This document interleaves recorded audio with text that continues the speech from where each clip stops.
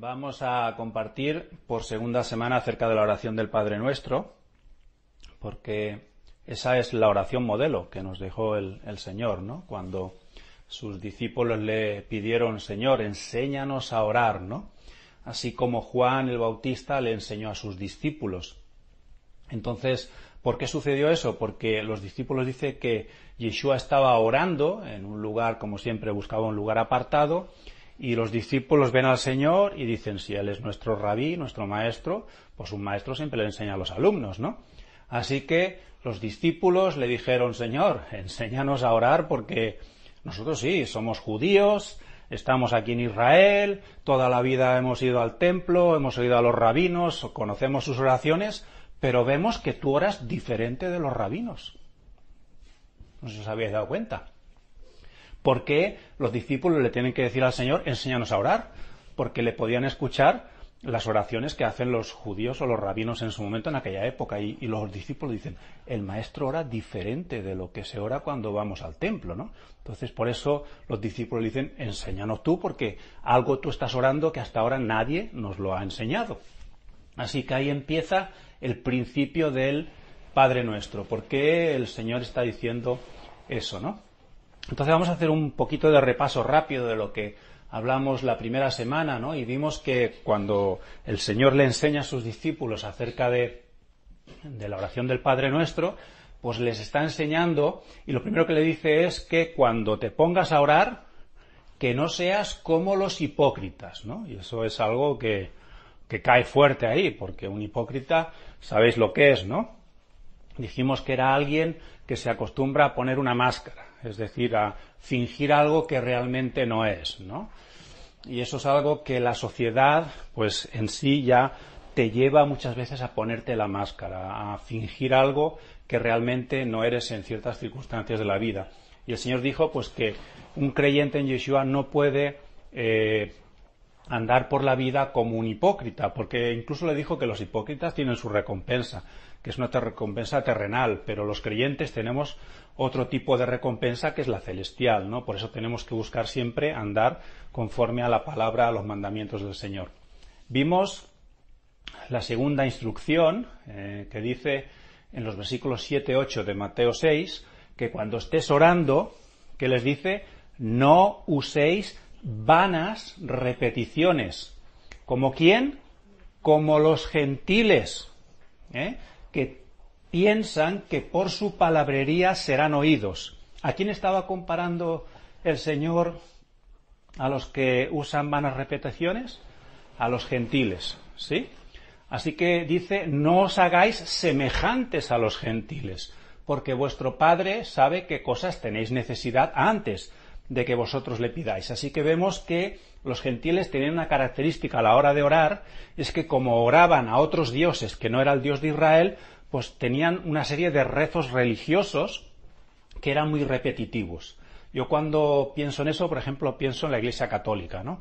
El que se pone a rezar el rosario, muy repetitivo, pero al final, ¿qué te está diciendo? Que no uses ese tipo de oración vana, religiosa. Para nosotros sería, por ejemplo, tomar el Padre Nuestro literal y empezar a hacer lo que hacen los católicos. Lo lean, Padre Nuestro que estás en los cielos santificado sea, y otra vez, Padre Nuestro, y hacerlo así, ¿no? Entonces, el Padre Nuestro no es eso. No es una oración para repetirla una vez tras otra, sino que es un modelo para poder luego de ahí extraer principios, ¿vale? Entonces vemos que los judíos hablaba acerca de oraciones y de hipocresía, hemos visto, ¿no? De hacer ciertos tipos. Pero los discípulos lo que van a tener que hacer es evitar usar vanas repeticiones o hacer oraciones religiosas en ese sentido, ¿no? El Señor es lo que estaba haciendo. Vimos que en Israel la costumbre que tenían de orar era de orar 3 veces al día, que era en la hora tercera, sexta y novena, que sería a las 9 de la mañana, 12 del mediodía y 3 de la tarde básicamente. Y vemos que esto era una costumbre antigua porque ya en el libro de Daniel, el profeta Daniel ya tenía esa forma de orar, ¿no? Porque dice que él cuando tenía que orar, cuando pusieron un edicto que había sido firmado contra él, que es toda aquella historia en la cual él acaba en el foso de los leones, dice que él, más allá de la amenaza que tenía sobre su vida, él dice que hacía ¿qué hacía? Se arrodillaba, abría las ventanas, se arrodillaba y ¿qué hacía? Miraba hacia Jerusalén. ¿Os dais cuenta? Lo que acabamos de hacer ahora al orar y al tocar el shofar. Él miraba hacia Jerusalén y allí él 3 veces al día oraba y le daba gracias al Señor, ¿verdad? Como lo solía hacer, es decir, que él tenía ese hábito, que él practicaba eso, que no era algo espontáneo una vez, de vez en cuando, sino que él tenía la costumbre, y esa costumbre se mantenía dentro del pueblo de Israel, de hacer ese tipo de oraciones, ¿no? Entonces, los discípulos vemos que cuando ya Yeshua muere, resucita, y ellos se quedan ya sin el maestro, ellos continuaban con esa costumbre de subir al templo, de orar, y lo vemos en Hechos 3.1 que dice que Pedro y Juan subían juntos al templo. ¿A qué hora? A la hora novena, que era la hora de la oración. ¿Os dais cuenta cómo ellos seguían esa instrucción y seguían orando y seguían manteniendo esa costumbre de hacerlo 3 veces al día, ¿no? Ahí es cuando viene la sanidad de aquel paralítico en la puerta de la Hermosa, ¿verdad? Entonces vemos con esto, con lo que vimos la semana pasada, que el Padre Nuestro, como digo, no es una oración para recitar como los loritos, ¿vale? Es una guía para poder usar en nuestras propias oraciones personales.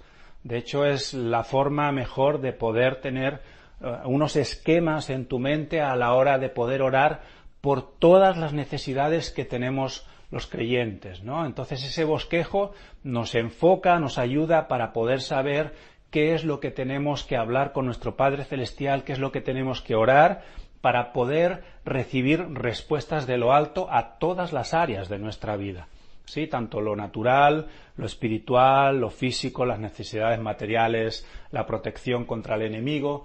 Todo está ahí en esa oración que el Señor le dio, ¿no? El Padre Nuestro. Y ¿qué es lo que nosotros básicamente pedimos si hacemos un resumen muy rápido? Bueno, pues podríamos ver que lo primero que hace el Padre Nuestro es que nosotros nos centramos en la figura de nuestro Padre Celestial. No nos centramos en los problemas, en las situaciones, en las personas, sino que cuando empezamos a orar usando este esquema, lo que hacemos es poner enseguida nuestra mente, nuestro corazón enfocados hacia el Padre para orar a Él, ¿vale? Para orar y pedir lo primero que su nombre sea santificado en nuestras vidas, es decir, que haya un testimonio en nuestras vidas, que la gente pueda decir que realmente tú crees en el Dios verdadero, ¿no? No en algo religioso. Luego pedimos que se haga su voluntad en nuestras vidas, que nos conceda el pan nuestro de cada día, la provisión que necesitamos. También trabaja el área del perdón en nuestras vidas. Nosotros tenemos que perdonar, igual que nuestro Padre Celestial nos perdona también, ¿no? Luego pedimos por protección contra el enemigo, contra el diablo, porque sabemos que nuestra lucha no es contra sangre ni carne, no es contra personas a nuestro alrededor que nos pueden molestar, sino esas huestes, esos principados, esas potestades de maldad que están en los aires y que sabemos que siempre están buscando por dónde molestar a los creyentes. Para eso vino el diablo, dijo Yeshua en Juan 10:10, ¿recuerdas? Para robar, matar y destruir, y esa es lo que insistentemente está buscando, y por eso tenemos que buscar esa protección. Entonces, básicamente, el Padre Nuestro lo que nos está enseñando son 7 peticiones que debemos incluir en nuestros tiempos de oración, y no podemos ignorarlos porque cada uno de ellos nos sirve para estar conectados con el Padre y poder recibir su respuesta y su protección y su provisión también, ¿no? Vemos que lo primero, como he dicho, es pedirle que su nombre sea santificado en nuestras vidas, ¿no? Aprender a santificar su nombre con nuestro testimonio también. Pedirle que venga su reino, que se haga su voluntad, que nos dé ese sustento diario, que nos perdone nuestros pecados, que no nos deje caer en la tentación, porque podemos caer en la tentación y hacer cosas que no debemos hacer, y que nos libre del mal, que nos libre de todo ataque del enemigo. Eso sería resumido lo que es el Padre Nuestro, ¿no? Y si vemos lo primero de todo, el enfoque, como decía, Mateo 6:9, dice Yeshua a sus discípulos, vosotros, y cuando habla de vosotros se está refiriendo a discípulos. ¿Sabes lo que es un discípulo? Alguien que realmente quiere hacer la voluntad de Dios en su vida. Alguien que no se conforma con ir un día a una reunión, escuchar un día una predicación. No es solamente eso, es que lo que tú aprendes de la palabra del Eterno, tú te esfuerzas por ponerlo en práctica en tu vida. ¿sí? Entonces dice, vosotros, los discípulos, oraréis así. Padre nuestro que estás, ¿dónde? En los cielos.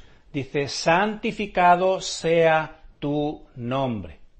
Así que ese concepto que vemos ahí enseguida es que Dios es un Padre para el pueblo de Israel, y eso fue revelado para el pueblo de Israel desde lo que llamamos el Antiguo Testamento o el Tanaj, ¿no? En sus tres partes, ¿no? En la Torá, en los profetas y en los escritos vemos que aparece Dios como un padre. ¿Y qué es un padre? Alguien que cuida de sus hijos mayormente, ¿no? Entonces vemos que la Biblia pues no puede ser reescrita, pero sí que puede ser reinterpretada en el sentido, o releída en el sentido de que podemos quitar ese filtro que hemos recibido la mayoría, el filtro grecorromano, para poder recibir esa identidad de nuestro Padre Celestial como el Dios de Israel, aquel que ha tomado a un pueblo como posesión suya y que lo cuida como su hijo. Mateo 5:48 vemos lo que Yeshua habla y dice, sed pues vosotros perfectos, hablándole otra vez a los discípulos, como vuestro Padre que está en los cielos, ¿cómo es? Tu Padre Celestial es perfecto. Y siempre Yeshua hablaba de su Padre, su Padre Celestial en primera persona. Él tenía costumbre de hablar. Incluso en una ocasión le dijeron, bueno, muéstranos al Padre y nos basta, ¿no? ¿Y qué dijo Yeshua?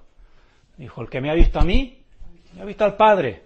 Porque el Padre en sí es imposible verlo, porque Él es espíritu, pero viendo a Yeshua podían ver al Padre, porque Él era el reflejo del Padre, ¿no? Entonces ellos podían ver eso. En Isaías 64:8 vemos una expresión del Antiguo Testamento donde a Israel se le muestra al Padre, o a Dios como el Padre, ¿no? Dice, mas ahora, oh Señor, tú eres nuestro Padre, nosotros el barro y tú nuestro alfarero, obra de tus manos somos todos nosotros. Así que vemos ahí como el Padre Celestial trabajando con Israel, con el pueblo de Israel como pueblo en conjunto, pero también individualmente con cada uno de los miembros de Israel, ¿no? Dice que está trabajando como el alfarero. Habéis visto al alfarero cuando empieza a hacer pues una vasija, lo que está haciendo es moldearla y tiene un trabajo. Eso no se hace en 2 segundos, ¿verdad? Necesita trabajar la humedad, el agua, el barro, todo para sacar una buena obra, y eso es lo que hace con nosotros el Señor. Va trabajando con nuestras vidas día a día para poder sacar lo mejor de nosotros, la mejor versión de nuestras vidas, que es lo que Él quiere hacer, ¿no?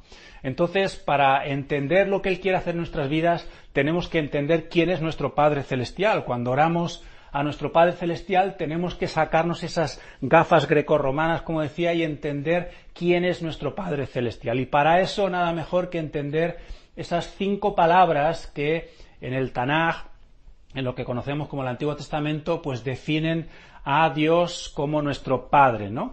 Y vemos estas palabras, Raham, Gen, Are, Gesed, Emet, y vamos a ver que cada una de ellas tiene un significado, ¿no?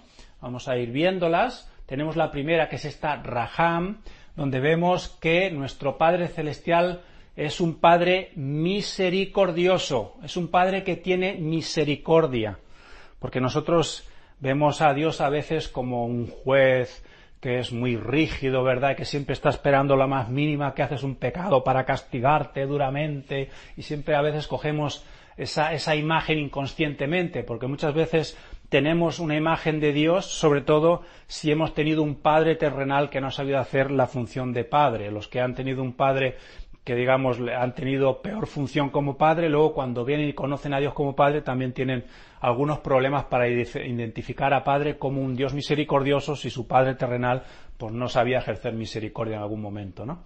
Lucas 6, versículos 35 y 36 dice, antes bien, amen a sus amigos. ¿Dice eso? No, dice a los enemigos. Uy, pero si a los enemigos es lo que más cuesta amar. A los amigos es fácil amarlo, ¿verdad? Porque es tu amigo, pero ¿y al enemigo? ¿Es fácil amarlo? Pero dice que tienes que amarlo.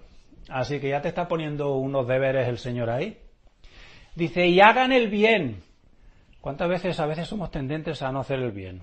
A hacer revancha, uy, porque este me ha hecho eso, yo le voy a hacer lo otro, ¿verdad? Y presten no esperando nada a cambio, y su recompensa será grande y serán hijos del Altísimo. O sea que la condición que está hablando aquí el Señor a sus discípulos para que sean considerados y llamados hijos del Dios Altísimo, es que amen a sus enemigos, que sepan hacer el bien, que presten no esperando nada a cambio, porque su recompensa ahí será grande y serán llamados hijos. Y a veces el concepto de hijos es que, bueno, yo como soy hijo de Dios, pues puedo hacer lo que quiera, cuando quiera y como quiera. Eso no es, ¿verdad? Hay unos límites que el Padre pone, porque Él, Dios el Padre, es bondadoso para con los ingratos y perversos. Sean ustedes misericordiosos, así como su Padre es. Así que tu Padre que está en el cielo es misericordioso, ¿verdad? Así que tú tienes que actuar como vengativamente. Nosotros somos los vengadores, como la película. ¿Sí? ¿Verdad que no? No funciona eso. Nosotros somos los misericordiosos, no los vengadores. Aquellos que aprendemos a actuar con misericordia con las personas que nos rodean, especialmente cuando se trata de personas que no te tratan como tú quisieras que te trataran, ¿verdad? Así que hay que ser siempre misericordiosos para ser llamado hijo del Altísimo. Yo quiero ser llamado hijo del Altísimo, no sé tú si quieres ser llamada hija del Altísimo, ¿no? Entonces, misericordia tiene que estar en tu vida, ¿eh? Los discípulos que escucharon esas palabras, ¿no? De hecho, cuando le escuchaban al Señor hablar de todo lo que Él les enseñaba, había algo en los discípulos que no está normalmente en nosotros, y es que ellos aprendieron ya, como judíos que estaban ahí en Israel, conocían la Torá, conocían el Antiguo Testamento, el Tanaj. Entonces ellos tenían todos esos versículos por ahí por su mente dando vueltas, y cuando Yeshua hablaba algo, ¿sabes lo que pasaba en su mente? Que enseguida conectaban, porque mira, en Éxodo 34, por ejemplo, diría eso, Éxodo 34, 6, 7. Y entonces pasó el Señor por delante de él, de Moisés, y proclamó: el Señor, Dios compasivo y clemente, lento para la ira y abundante en misericordia y verdad, que guarda misericordia como a millares, el que perdona la iniquidad, la transgresión y el pecado, y que no tendrá por inocente al culpable, y que castiga la iniquidad de padres sobre hijos hasta la tercera y cuarta generación. Así que ahí ya está definiendo. El Señor se está definiendo delante de Moisés como el Dios misericordioso, que guarda misericordia a millares. Cuando los discípulos le oyen a Yeshua hablar también que para que tú seas considerado un hijo o una hija del Eterno, de Dios, tienes que guardar misericordia, esas palabras seguro que resonaban dentro de esos discípulos, y por eso estoy poniendo este versículo para que también veamos una vez más que una vez tras otra la palabra del Eterno nos dice que Dios es misericordioso, ¿no? De hecho, este pasaje se le conoce como el pasaje de los 13 atributos de Adonai, ¿no? Todo un pasaje, hay más versículos ahí, donde el Señor ya le está mostrando a Moisés y al pueblo de Israel todo lo que es su carácter como padre, ¿no? Cómo él iba a tratar a su pueblo, ¿no? Ahora, Dios se revela a sí mismo ahí, en Éxodo 34, ¿sí? Pero también nos dice en una palabra, entonces, que seamos misericordiosos. Vamos a Mateo 5:16 y veamos lo que son palabras de Yeshua para sus discípulos. Dice: así brille la luz de ustedes delante de los hombres, para que vean sus buenas acciones y glorifiquen a su Padre que está en los cielos. ¿Cuándo nosotros vamos a hacer que la gente vea buenas acciones en nuestras vidas? Cuando nosotros mostremos misericordia, cuando seamos misericordiosos. La gente dirá: pero ¿y esta persona es diferente? La gente normalmente es vengativa, ¿verdad? Si tú me la haces, no te preocupes, que yo te la voy a hacer peor. Eso es lo que está ahí en la sociedad. Sin embargo, lo que el Señor manda es que tú tienes que mostrar, ser un reflejo de tu Padre Celestial allí donde estés, en la casa, en el trabajo, en cualquier lugar, ¿verdad? Así que la esencia del nuevo pacto con Yeshua, ¿qué es? Que Él iba a animar a sus discípulos por medio de estos versículos que les daba, estas palabras que les daba a sus discípulos, para que trataran en todo momento de acercarse al Padre y de ser imitadores de esas cualidades de nuestro Padre Celestial, que seamos un reflejo, ¿no?, de ese carácter divino, porque nosotros somos los que tenemos que llevar esta luz del cielo a este mundo que está en tinieblas, ¿verdad? Vamos a esa segunda característica de nuestro Padre Celestial, es la palabra gen, que nos habla de gracia, y esa gracia no es esa gracia de la que estamos acostumbrados, que solamente cuando Yeshua muere en la cruz y Él resucita, ahí ya el pueblo del Señor va a recibir la gracia y ahí se empieza a manifestar la gracia. La gracia del Eterno, ¿sabes una cosa? Es eterna. Él es eterno y su gracia es eterna. Se ha manifestado siempre porque forma parte de su cualidad. Así que el Padre se revela como el buen proveedor. Gracia es que el Señor provee y suple todas sus necesidades. ¿Qué decía Pablo? ¿Os acordáis? Mi Dios, pues, suplirá todas vuestras necesidades conforme a sus riquezas en gloria, conforme a su gracia. Eso es lo que estaba diciendo. Vamos a ver un pasaje interesante en Mateo 7, versículos 9-12, que dice: ¿O qué hombre hay entre ustedes que si su hijo le pide pan, le va a dar una piedra? ¿Tú harías eso? No. Mamá, tengo hambre, espera que te voy a dar un bocata de piedra. ¿Seguro? ¿Verdad que no le das una piedra? Anda, come, que esta hamburguesa de piedra está muy buena. ¿Verdad que no? O si te pide un pescado, mamá, me gustan los boquerones, me da un platito de boquerones. Dice, espera, hijo, te voy a dar, ¿qué? Una serpiente. ¿Verdad? Suena duro eso, ¿eh? Pues si ustedes, siendo malos, saben dar buenas cosas, buenas dádivas a sus hijos, ¿cuánto más su Padre que está en los cielos les dará cosas buenas a quién? Esto es interesante, y es importante. ¿A quién le va a dar cosas buenas tu Padre que está en el cielo? A los que le piden. ¿Y cómo le pides a tu Padre que está en el cielo? Orando. Por eso hay que orar sin cesar, ¿verdad? Pero cuando tú estás orando, entre otras cosas, dentro de tu oración, tú estás pidiendo. Por eso en el Padre Nuestro una de las áreas es: danos el pan nuestro de cada día. ¿Eso es pedir o no es pedir?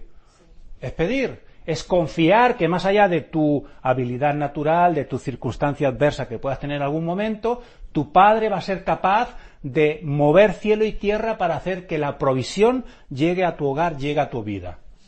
¿Lo puedes creer eso?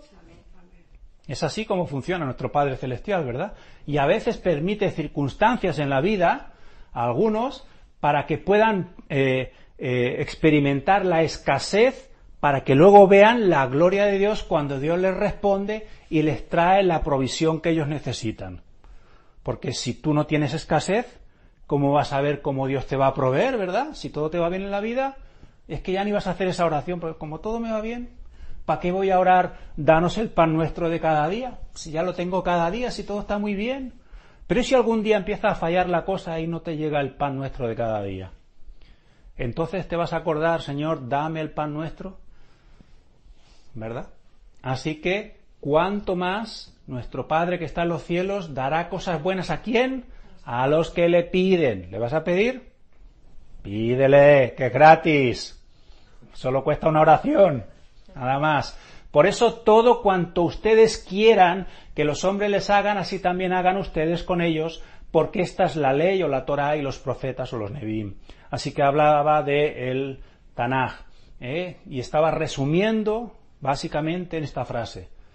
Ustedes tienen que ser mis discípulos y tienen que aprender a andar en amor. Cuando anden en amor, entonces todos estos principios se van a manifestar también en sus vidas y van a haber milagros de provisión.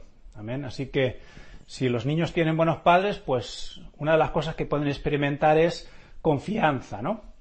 De que su padre, su madre, en lo natural, pues les va a proveer todas las necesidades. Tú pregúntale a un niño de 3, 4, 5 años y verás que dirá: mi mamá, mi papá, ¿no? Son los que me dan todo. Así tenemos que tener esa capacidad de creer que nuestro Padre Celestial es bueno. Y he puesto aquí esto. Dilo. Ahora dilo conmigo, fuerte, que se oiga. Nuestro Padre... Uy, esto es flojo, no lo oigo. Más fuerte. Nuestro Padre Celestial es bueno. Oigo muy flojo, ¿eh? Yo debo tener aquí sordera. Otra vez más fuerte. Nuestro Padre Celestial es bueno. Un poquillo mejor, pero podría salir mejor, ¿eh? Salmo 37, 25. Fíjate lo que decía el rey David. Yo fui joven, o sea que ahí ya era viejini, y ya soy viejo, y no he visto al justo desamparado, ni a su descendencia mendigando ¿qué? Pan. Yo fui joven, ahora ya fíjate cómo estoy ya. y ya soy un poco viejillo. Pero no he visto al justo desamparado ni su descendencia mendigue pan. Eso es una gran promesa. Pero dice que es el justo. ¿Quién es el justo? El justo por la fe vivirá. Aquel que es capaz de creerle a Dios y guardar su palabra y ponerla por obra en su vida. Sí, ese es el justo. No aquel que saca pecho y yo que soy, y voy a la iglesia, ¿verdad? Es aquel que de corazón quiere pues andar conforme a los mandamientos del Señor. Así que vamos a ver por aquí que tenemos la provisión del Padre. Necesitamos grabar en nuestro corazón todas estas verdades, todos estos principios de quién es nuestro Padre Celestial. Yeshua, el Hijo, confirmaba que el carácter de Dios el Padre era un carácter de siempre querer proveerle a su pueblo de Israel mayormente, como podemos ver ahí en el Tanaj, ¿no? Y una de las historias más grandes de provisión la vemos con Abraham, el padre de la fe, ¿no? Recordáis en Génesis 22:14, que dice que el Señor le pidió a Abraham que tenía que sacrificar a su hijo Isaac. Y cuando él lo lleva a aquel lugar que era un lugar muy especial y era algo profético que iba a suceder mucho después allí, pues dice que Abraham llamó a aquel lugar con el nombre de Adonai Jireh, o el Señor proveerá, como se dice hasta hoy, porque en el monte Moriah, el monte del Señor, se proveerá. ¿Sabéis dónde murió Yeshua? En el monte Moriah. En lo más alto del todo, esta es la parte más alta del monte Moriah. Ahí donde está el Gólgota, la calavera al lado, es donde murió el Señor. ¿Por qué? Porque ya Abraham recibió esa palabra profética de que el Señor, es un Dios de provisión, es un Padre que Él quiere proveer para su pueblo toda necesidad. Y la necesidad más grande del pueblo de Israel, ¿sabéis cuál ha sido? La salvación del pueblo como tal, la salvación eterna, y para eso Yeshua vino para poder librar a Israel de sus pecados y poder traerle esa salvación. Es una historia de provisión que podemos ver. Otra palabra, que es la tercera, acerca de nuestro Padre Celestial, es esa palabra Gesed, y nos habla de la bondad, del amor compasivo, de la generosidad que experimentamos cuando creemos a nuestro Padre, ¿no? Y cada vez que Yeshua le hablaba a sus discípulos, pues en sus mentes, como decía antes, ellos podían recordar pasajes del Tanaj acerca, pues, de la bondad y de la fidelidad de Dios también, ¿no? Por ejemplo, aquellas historias de el maná, ¿no? Donde vemos que el pueblo de Israel pasó 40 años por el desierto y cada día tenían que levantarse, y cuando salían fuera, la instrucción era salir fuera de sus tiendas de campaña donde vivían. ¿Y qué era lo que se encontraban por la mañana? Lo primero, todo el suelo llenito de maná. Solo tenían que coger sus cestitas, lo que tuvieran, salir, coger la provisión de cada día, usarlo, cocinarlo, amasarlo, comérselo y no guardar. Solamente había un día donde podían guardar el maná. ¿Recordáis? Que era el día del Shabbat.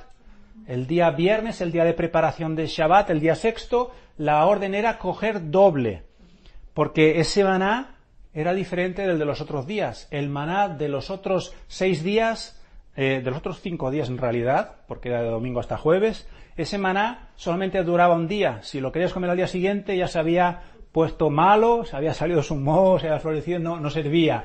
Pero sin embargo el maná del viernes duraba 2 días. Pero ¿por qué el Señor cogía y les daba cada día el maná menos el día de Shabbat? ¿Por qué no decía, bueno, un día a la semana, ¿sabéis? Yo os lleno el campo de maná y cogéis y tenéis ya para una semana o para un mes? Porque Él quería que día a día se renovara su confianza en el pueblo de Israel. Amén. Por eso el maná iba viniendo. Y hay muchas historias donde podemos ver la fidelidad de Dios. Por ejemplo, una de ellas es con Elías, el profeta, ¿no? Y hay otras muchas historias. ¿Recordáis lo que pasó con Elías en un momento determinado? Que dice que, bueno, por un lado dice la versión que eran cuervos que mandaba para mandarle comida de una forma sobrenatural y que él pudiera estar en un lugar donde él estaba buscando la presencia del Eterno. Otros dicen que eran unos comerciantes que pasaban por aquel lugar y eran los que le proveían son las dos versiones que hay ahí, pero lo importante, más allá de cómo se hizo la historia, es que Elías recibía sobrenaturalmente siempre su provisión, igual que el pueblo de Israel recibió el maná en el desierto por 40 años, ¿no?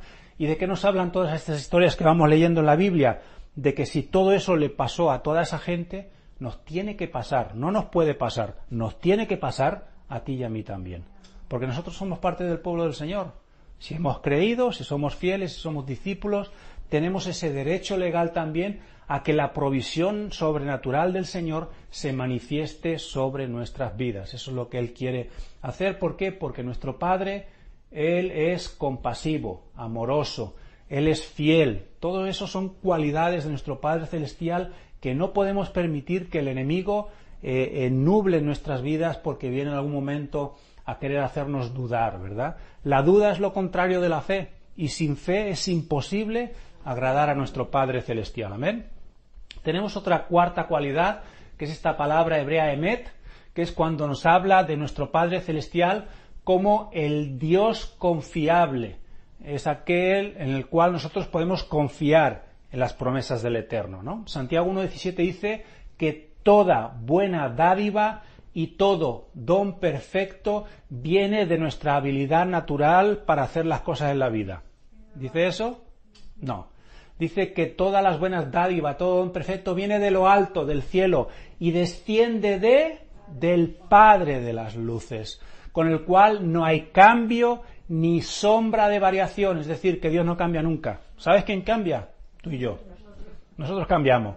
Porque hoy me levanto con la pata izquierda, mañana con la pata derecha, hoy me levanto con el humor para arriba, mañana con el humor para abajo, hoy me levanto con estrés, hoy me levanto desestresado, hoy me levanto con la fe arriba al todo, y mañana me levanto el más incrédulo del mundo. Así vamos. Pero nuestro Padre Celestial no cambia. Así que si Él no cambia, Él quiere hacer cosas tremendas. Porque yo, el Señor, no cambio. Fíjate, cuando lo decía Santiago, ya estaba escrito en Malaquías. Y en Malaquías, Él mismo, el Señor, se encargó de decirle al pueblo de Israel: porque yo, el Señor, que os enteréis, hijos míos, hijas mías, no cambio. Siempre soy un Dios misericordioso, un Dios en el cual se puede confiar. Amén. Así que vamos a decirlo, a ver si lo podemos decir en voz alta, dilo. Nuestro Padre Celestial es totalmente confiable. Amén. Espera un poquillo que espera, no oigo muy bien. Otra vez, más fuerte. Nuestro Padre Celestial es totalmente confiable. Amén. Ese amén suena muy flojo, creo que no lo creéis. Amén. Un poquito más de ánimo. Amén, amén. Ahí. Bueno, entonces, ¿qué vemos con todo esto? Que tenemos un Padre que sabe dirigirnos, pero sabe cómo somos cada uno de nosotros. Y no nos trata a todos por igual. Nos trata a cada uno conforme a lo que necesitamos. A veces, pues, es verdad que tendrá que permitir algunas circunstancias difíciles en la vida, en nuestras vidas, pero ¿por qué las permite? Porque nos quiere fastidiar. No, ¿verdad que no? ¿Por qué? Porque nos ama. Y sabe que a veces tenemos que pasar por algunas dificultades para poder sacar lo mejor de nosotros, para poder sacar esa parte, esa versión buena de nosotros, y que se vaya de nosotros la versión mala, con la que hay días que nos levantamos con la versión mala. Esa hay que sacar la versión buena, en nuestras vidas. Así que si tú eres un discípulo, verdaderamente una discípula del Señor, que desea madurar como creyente, tenemos que considerar todas estas cualidades de nuestro Padre Celestial y relacionarlos con Él en cuanto a esa manera, ¿no? La quinta cualidad es arej, que significa ira, paciencia. ¿Sabes lo que es la paciencia? La madre de la ciencia. Paciencia. Lentitud en airarse, eso es paciencia. Que me voy a irar, me voy a enfadar, sí, pero me voy a frenar un poquito hasta que me enfade. El Padre se enfada, a veces se enfada, El Padre se enfada, pero el Señor dice: sí, venga, vamos a darle una oportunidad más, pero hasta que llega un punto. Proverbios 3:12 dice: porque el Señor ama a quien reprende, como un padre al hijo en quien se deleita. O sea que el padre lo que quiere siempre es lo mejor del hijo. Y si quiere lo mejor del hijo, ¿qué hace a veces? Que lo tiene que reprender, le tiene que permitir ciertas circunstancias. Pero nuestro padre, a pesar de que tenga que usar eso, tiene que ser paciente con nosotros. Deuteronomio 8, versículos 5 y 6, dice: por tanto, debes comprender ¿dónde? En tu corazón, que el Señor tu Dios te estaba disciplinando. ¿Te das cuenta? Dice el Padre, tienes que comprender, hijo mío, hija mía, que yo te estaba disciplinando, así como un hombre disciplina a su hijo. Guardarás, pues, los mandamientos del Señor tu Dios para andar en sus caminos y para temerlo. ¿Por qué el Señor tiene que disciplinarlos? Para que aprendamos de una vez por todas a andar en sus mandamientos, guardándolos, andando en sus caminos, no en nuestros caminos, en nuestra voluntad y haciendo lo que nos parezca, sino que aprendamos a tener ese temor, esa reverencia al Señor en los momentos de la vida que hay que tenerlo también, ¿no? Así que hay esas 5 palabras hebreas que definen perfectamente a nuestro Padre Celestial. Las enseñó Yeshua, Raham, Gen, Arej, Hesed y Emet, y vemos cómo nuestro Padre es compasivo, misericordioso, capaz de mostrar esa gracia a nuestras vidas, paciente, lento en airarse, bondadoso, amoroso, compasivo, generoso, lleno de verdad, lleno de confiabilidad, en quien podemos confiar plenamente. Eso sería, en esencia, la naturaleza de nuestro Padre Celestial. Ahora nosotros podemos creer, ¿no?, en todo esto, y si nosotros creemos que nuestro Padre es así, y nosotros realmente dejamos que Él nos discipline en los momentos de la vida que nos tiene que disciplinar, podremos ver 5 cosas. Lo primero, que el Padre Eterno va a mostrar su protección hacia nuestras vidas, ¿no? También nos va a mostrar su provisión, nos va a mostrar su misericordia, nos va a guiar con su palabra. ¿Y cómo lo hace? Pues dándote una palabra específica para una situación específica. ¿Cuántos han tenido alguna vez un sueño, una visión? Estás leyendo la Biblia, la palabra, y de repente un versículo parece que tiene vida y cobra vida para tu situación personal. Ahí es donde tenemos que llegar, que realmente esas manifestaciones sean algo cotidiano, no que digamos, bueno, hace como 5 o 6 años que tuvo una palabra del Señor. ¿Podemos vivir con una palabra del Señor de hace 5 o 6 años? ¿Verdad que no? La palabra del Señor tiene que morar y abundar en nuestros corazones, pero no solamente es porque la memoricemos, sino porque nos sea revelada. Necesitamos esa impartición de la palabra revelada del Señor para nuestras vidas. Y hay una quinta, y es que necesitamos también que el Señor nos discipline de vez en cuando. Espera, esta la borro. ¿La borro? Nos quedamos con las 4 estas. ¿Está mejor así? ¿O pongo la quinta también? Pongo la quinta, como en el coche, que pones tercera, cuarta y quinta, que es ¿cuándo se corre más con un coche? ¿Con cuarta o con quinta? Con quinta. O sea que cuando tú aceptas la disciplina del Señor, ¿sabes una cosa? Es cuando más va a correr en el reino, cuando más vas a avanzar en el reino y en las cosas del reino. Y vas a recibir protección, provisión, misericordia, todo eso lo vas a recibir, pero también alguna dosis de disciplina de vez en cuando. Di conmigo, voy a recibir una dosis de disciplina. Más fuerte, que es que no se oye. Voy a recibir una dosis de disciplina de vez en cuando. ¿Y todo el mundo dice? Amén. No quieren disciplina. De vez en cuando, de vez en cuando, para ir en quinta. De vez en cuando nuestro Padre Celestial nos tiene que disciplinar. Muy bien, pues vamos a orar.